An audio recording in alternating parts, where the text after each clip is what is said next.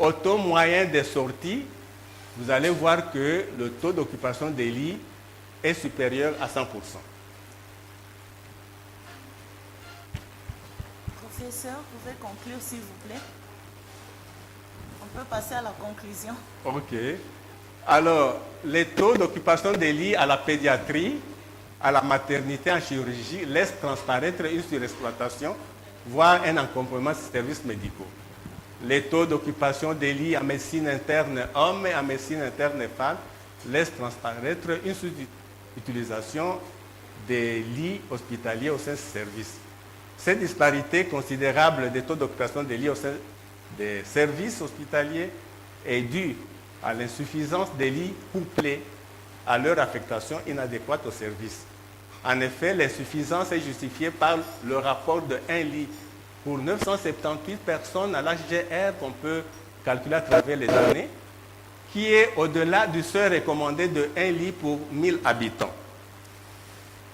Et pour ce qui est de l'affectation inadéquate des lits, Gossard et Hall ont montré qu'elle a un impact direct sur le taux d'occupation des lits de chacun des services. Les mesures correctives consistent à affecter à chaque service des lits en nombre correspondant à un taux d'occupation des lits normatifs de 80%. Et en appliquant donc cette formule pour trouver le nombre de lits affectés au niveau de chaque service, on a trouvé 30, 33, ainsi de suite au niveau de ces services. Donc la solution proposée à ce tableau est d'équiper l'hôpital de 86 lits et exige non seulement l'acquisition de 14 lits supplémentaires ajoutés aux 73 lits existants, mais aussi l'agrandissement des salles et ou une redistribution rationnelle des lits, une nouvelle affectation des salles et chambres aux services médicaux. En conclusion, cette recherche propose une méthode innovante de calcul des taux d'occupation des lits dans chaque service d'hospitalisation et son analyse qui permet de déceler si les lits affectés au service sont en nombre suffisant. En cas d'une insuffisance ou d'un excès en nombre de lits, des mesures correctives sont susceptibles de ramener ce nombre selon la norme du taux d'occupation des lits souhaité. Cela peut conduire à l'agrandissement conséquent de l'hôpital en termes de construction de nouvelles salles et chambres d'hospitalisation et le recrutement de nouvelles unités du personnel médical. Cette solution qui s'inscrit dans une gestion stratégique est donc susceptible de ramener l'hôpital vers une taille optimale afin que le système de santé de la zone de santé soit efficace et efficient. Dans l'hypothèse où dans tous les services d'hospitalisation, les taux d'occupation sont en deçà de 50%, les responsables de l'hôpital et de la zone de santé devraient chercher les goulots d'étranglement et prendre des mesures pour augmenter l'attractivité du système de santé en général et de l'hôpital en particulier.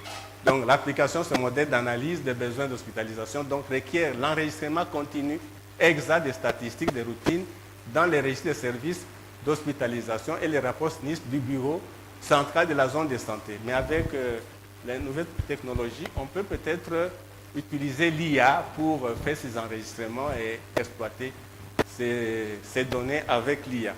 Il est recommandé donc de procéder à cette analyse chaque année afin de procéder au réajustement nécessaire et offrir une couverture de santé universelle optimale et attractive. J'ajouterai que c'est une thématique qui constitue aussi une piste de recherche pour les étudiants. Par exemple, les étudiants de gestion des institutions sanitaires, ils peuvent utiliser cette thématique pour faire des travaux de recherche. Et ça, j'aurais répondu au souhait du directeur général qui voudrait qu'on puisse avoir des recherches tout à fait pratiques sur terrain. Et je pense que j'ai aussi assouvi un peu la sorte de mon prédécesseur qui voulait que des communications basées sur, centrées sur les zones de santé. Voilà, j'ai dit et je vous remercie. Merci. Merci beaucoup, professeur. Professeur Sumba est professeur ordinaire à l'Institut supérieur des statistiques de Lubumbashi. Nous vous remercions pour votre communication. Nous vous donnons juste 3 minutes parce que vous nous avez toujours, dans le cadre de la recherche, produit un livre sur le calcul et la théorie des probabilités. Professeur, est-ce que vous pouvez faire un petit commentaire de 3 minutes sur votre production? Merci. Alors, je porte à la connaissance plénière que j'ai produit un livre intitulé « Le calcul et la théorie des probabilités ». Alors, la théorie et le calcul des probabilités, c'est le soubassement de plusieurs disciplines, notamment de la biostatistique qui est enseignée ici, par exemple de la biométrie qui est enseignée en agronomie, de l'économétrie enseignée dans la faculté des sciences économiques, de certaines branches de recherche opérationnelle. Alors ici, disons, à l'école de santé, il y a certaines notions certains concepts qui sont enseignés, tels que la spécificité, la sensibilité, la valeur prédictive d'un test positif ou bien d'un test négatif. Ce sont des probabilités. Il y a un chapitre de probabilités conditionnelles. Ça se trouve ici. Je ne peux pas dire plus que ça parce que il y aura une cérémonie de baptême ou de vernissage qui aura lieu, je pense, on venait de me communiquer ça tout à l'heure, au centre Wallonie-Bruxelles le 11 avril prochain. Voilà.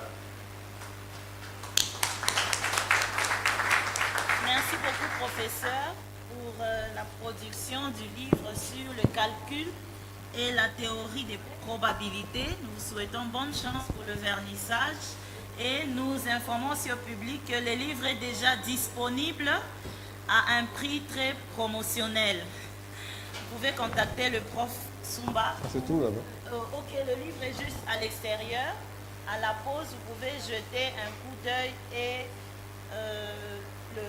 l'acheter, bien sûr, pour être plus outillé en théorie des probabilités. Merci beaucoup, professeur. Nous invitons Dr Micha pour sa présentation sur l'établissement d'un registre de cancer basé sur la population dans la ville de Lubumbashi et par la suite dans la province du Haut-Katanga. Dr Micha nous vient d'Autriche. Vous allez nous dire comment on prononce l'université médicale d'Innsbruck, si je ne me trompe pas. Voilà. Merci. Vous avez 10 minutes pour votre présentation. Ah, il manque à se débrouiller pendant 10 minutes. Merci beaucoup. Thank you for having me.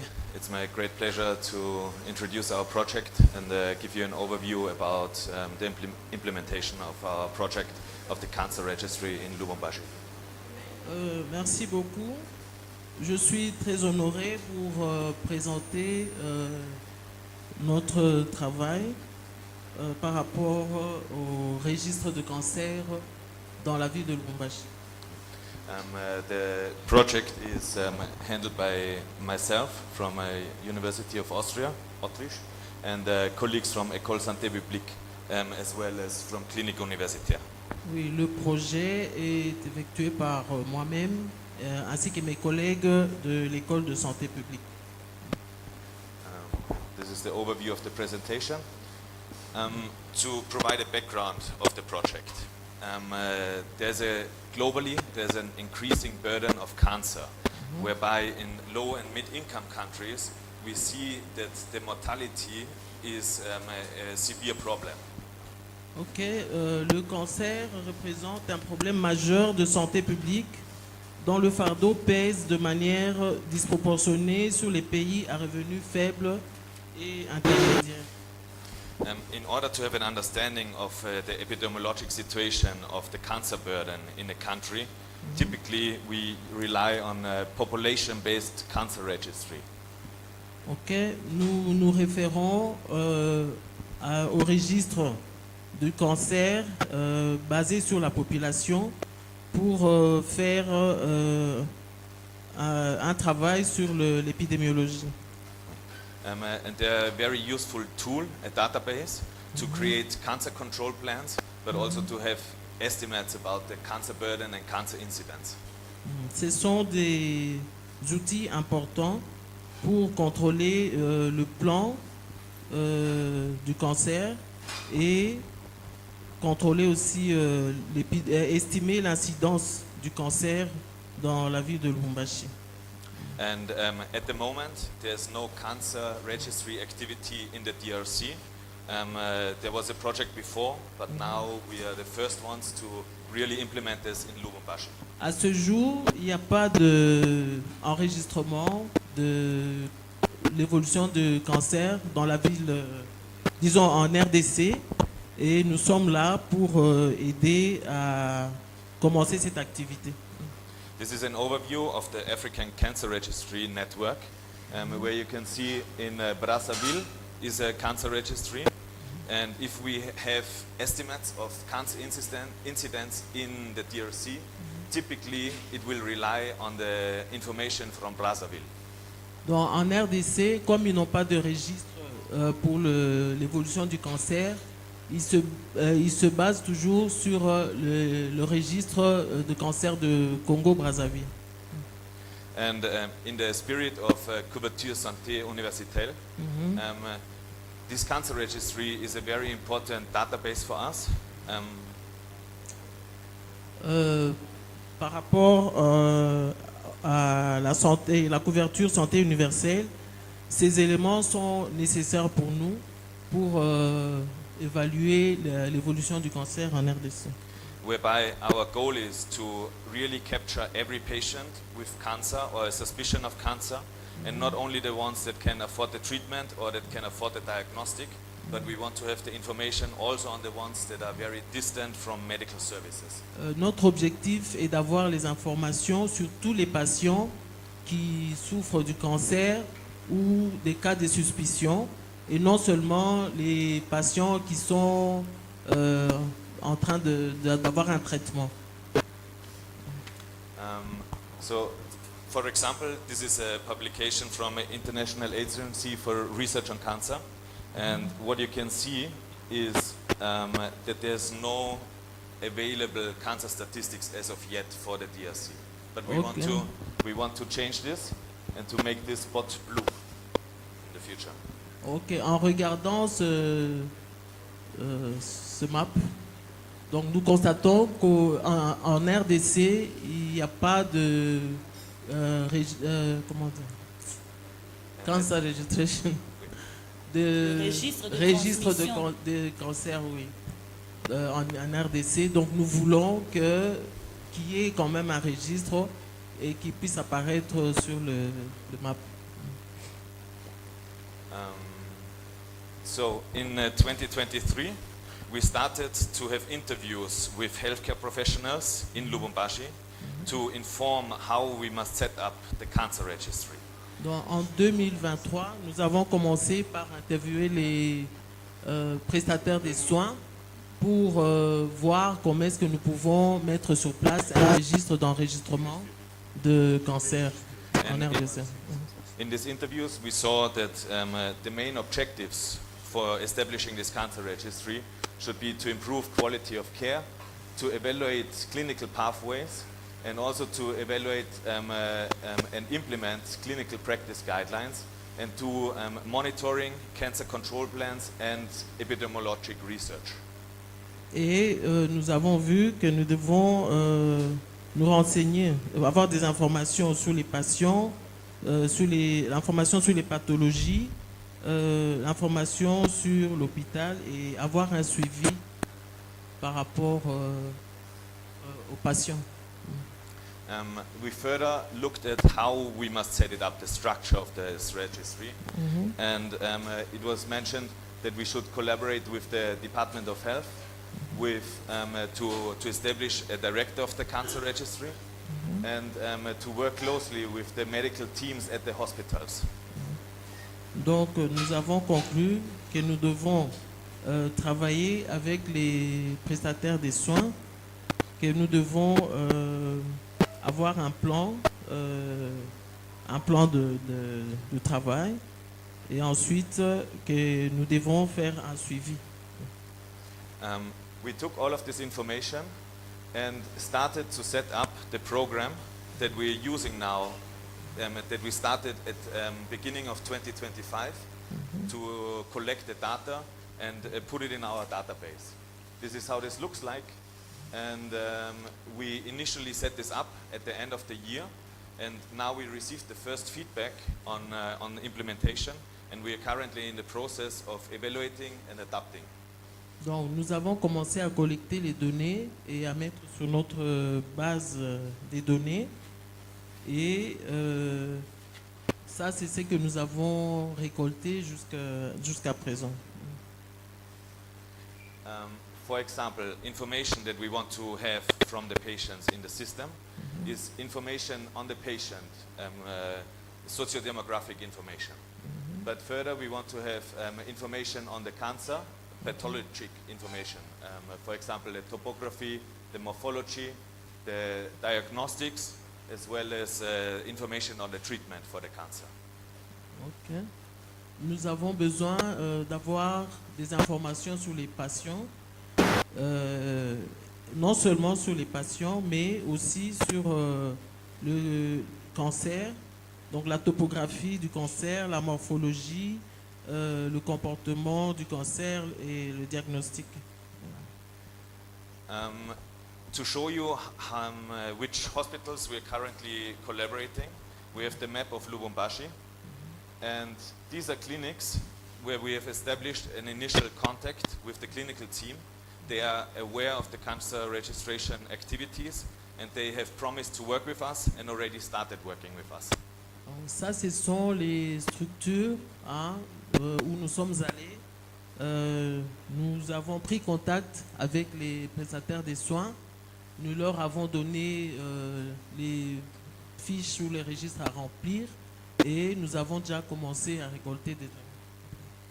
And as you can see, what is important for us to not have a bias of a geographic region is we want to work together with clinics and hospitals distributed across all of Lubumbashi, to have patients from every district and from every socio-economic milieu. Ok. Donc nous voulons commencer par là et ensuite nous étendre dans tous les milieux pour avoir des informations sur le cancer. This is very first results. As I mentioned before, we only started with the registry activity at the beginning of this year. Main activity for us is to work on the process with the clinics, but we have received already the first data from the patient, and I will present on the first 12 cancer patients that we already have in the registry. Ok, ça ce sont les informations sur le travail que nous avons effectué. Nous avons déjà eu 12 patients, et ça sont les informations que nous avons reçues. So you can see here the different professions, the sex, we have 50-50 male-female, we have the age, 52 years, the different professions is various different professions. Ok. And as of now, the only patients that we have in the data registry are from Kambemba and Urbano-Rural. Ok, comme vous le voyez, on a des résultats sur le sexe, donc il y a les hommes et les femmes 50-50%, et puis nous avons des résultats sur le sexe, et comme vous voyez, il y a des patients venant des informations sur la zone Kampemba et la zone urbaine. For the clinical information of the patients that we have in the registry, you can see that we have 3 patients with liver cancer, pancreas, prostate, and then a few others. Donc, comme vous pouvez le voir, il y a 3 patients avec le cancer de foie, et les autres pouvez lire. Hein? I can't see properly. Deux Yeah. patients avec pancréas, cancer Ah, de pancréas. Ok, 2 patients avec le cancer du pancréas. And, deux patients avec cancer de prostate. Oui, il y a aussi le cancer de prostate. For me, on this slide, a very important information is the Bastu diagnostic, where we have only for 2 of the patients that we have in the registry, we have results for histology. Ok, pour moi, ce qui est plus important, c'est d'avoir l'histologie du cancer, mais il n'y a que 2 patients qui ont pu avoir l'histologie de leur cancer. For most of the others, we rely on investigation clinique seulement and sonographie Donc, imagerie. pour les autres, il n'y a que l'investigation clinique et l'échographie. So this is for me a very preliminary finding, but it is an important information to understand on which basis patients are being diagnosed and treated. Ok, ça c'est pour moi c'est plus important pour connaître la source et l'évolution du cancer du patient. So as I said, this is a very first overview of the project. We only started at the beginning of the year. The goal for this year, 2025, is to implement the processes with the clinics and to create more solid structure within École Santé Publique.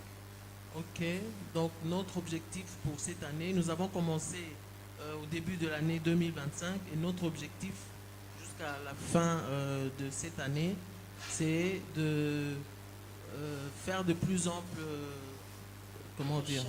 recherches pour avoir des résultats plus solides. Okay.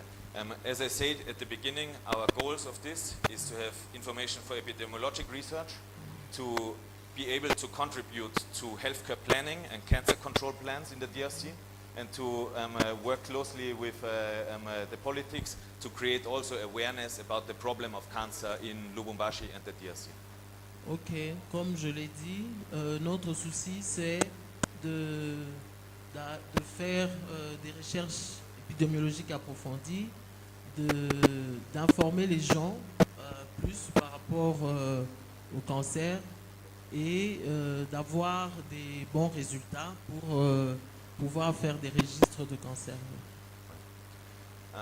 This is a picture from 3 weeks ago, where Prof. Albert came to visit us in Autriche, and we had a very good meeting with our provincial cancer registry, which gave us a lot of information in how we can set this up here. So I just want to show you something about our personal Ok, activities. ça c'est juste une photo où il y a 3 semaines, le professeur Albert est allé visiter leur université en Autriche et ils ont pu parler avec le promoteur de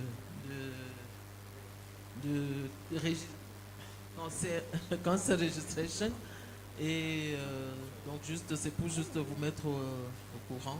Ça. Merci beaucoup. And Merci beaucoup. my last You can say. my last question is, a lot of you are working in the clinics and at the hospitals. So if you see the team from École Santé Publique to come and speak about cancer registry, please have an open ear and see if we can work together. Thank Ok, you. ça, il vous demande si vous voyez, la plupart d'entre vous, vous travaillez dans des cliniques, dans des structures, et que si vous voyez l'équipe de santé publique venir pour les récoltes des données, soyez un peu plus à l'écoute et aidez-les à récolter les données. Merci beaucoup. Merci beaucoup, Dr Micha. Nous vous remercions pour votre présentation et nous invitons le professeur Lambert qui va nous parler du changement climatique, enjeux et stratégies de lutte. Thank you very much. We hope that you will speak French next time.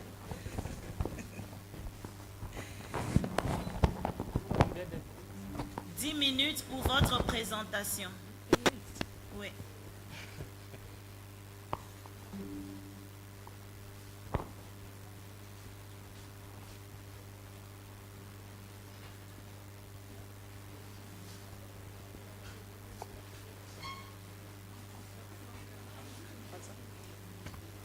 Professeur Lambert, changement climatique et santé, quels sont les enjeux et les stratégies de lutte?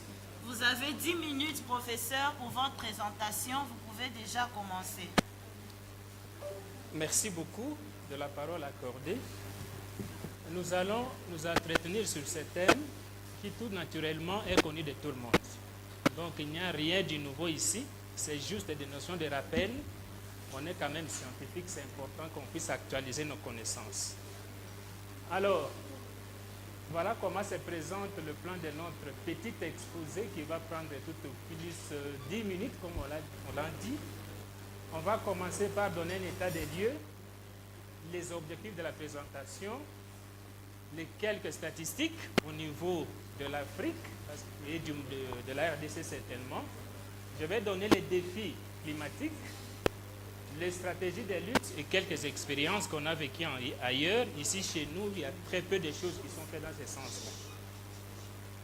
Alors, je suis parti de cette maxime-là qui a été soulevée lors d'une conférence, c'était en Afrique du Sud, au mois de février ici, où on a retenu le concept de santé et environnement comme un ensemble de mécanismes pratiques consistant à utiliser...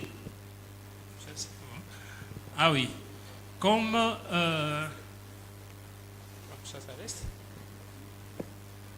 Oui, je disais, le concept santé environnementale ou santé écologique, qui est en fait un ensemble de mécanismes pratiques consistant à utiliser les ressources pour répondre aux besoins variés des êtres vivants. Ça peut être les animaux, ça peut être les hommes, ça peut être les végétaux. C'est exactement ce soit maintenu dans les conditions durables sans toutefois les endommager. Ça, c'est le concept central de cette communication parce qu'aujourd'hui, les ressources sont dilapidées, il y en a qui sont pillées, il y en a qui sont utilisées dans tous les sens. Alors, un écosystème intégral, c'était ça le concept de ou la vision de cet atelier-là, qui tient à la transformation de l'environnement de façon tout à fait naturelle vers la formation d'une Afrique ou de notre globe terrestre qui a beaucoup de modifications. C'est ce qu'on a appelé en fait le retour à l'authenticité. S'il y avait moyen de retourner à nos anciennes cultures, je crois qu'on ne déplorerait pas tout ce qu'on est en train de connaître aujourd'hui. Alors, le changement climatique, c'est quoi? Je ne donnerai pas beaucoup de définitions. C'est tout simplement une modification à long terme